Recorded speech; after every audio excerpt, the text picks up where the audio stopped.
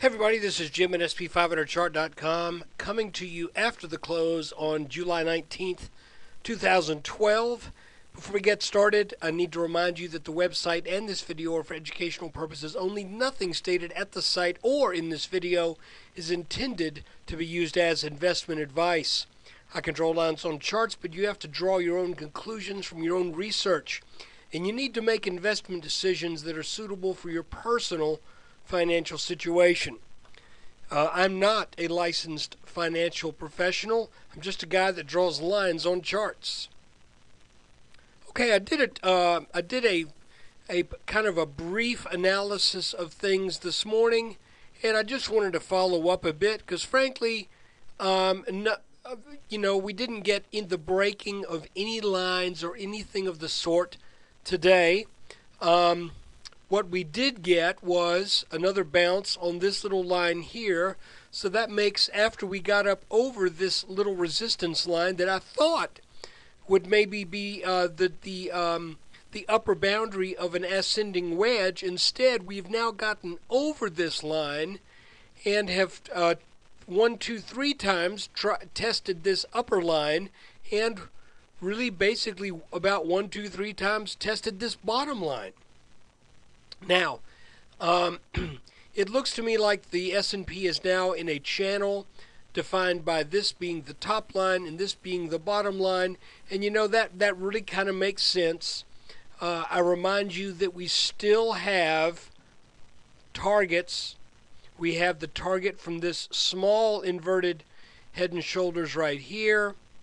That target is roughly 1390. And then we have a target from this larger head and shoulders that's behind us a good bit now. And depending upon where you interpret this neckline, that target is roughly the same spot. So it's looking to me like the market is destined to come up to at least that 1390 level. And if it does that, it wouldn't surprise me if the move continues just a bit until we hit this neckline right here, this purple line, which is currently just a little bit over 1400. So as I see it right now, we look for this upwards leg to be over. The first sign of it to be over would be a breaking of this line right here. Now, it's possible, if we were to get some bad news tomorrow, it's possible that this little line would break right here, making this a little very small head and shoulders pattern. And if it is very small, let's see if we would get a bounce on this line. But you can kind of see where I'm going. We had a small head and shoulders up here that set up this descending channel. Now we're rising up again, and I will admit we are doing so in a much more controlled manner than this big gap that took place back on the 29th of June. So this kind of move right here, where we gapped up from including the late day move on the 28th.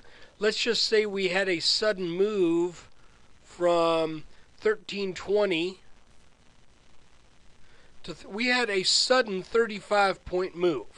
And guys, I think that just kind of calls for some selling pressure. Anytime you have the markets going up to over 2.5% without any kind of corrective trend, and actually the move itself was from that 1320 to 1375.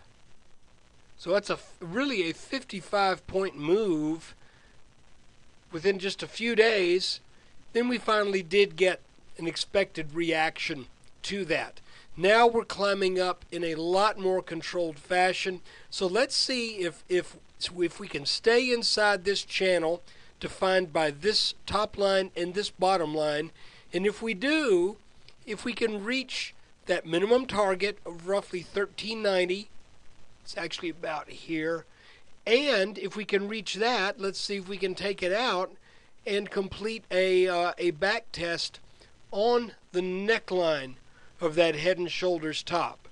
So as far as things look today, it was basically sideways.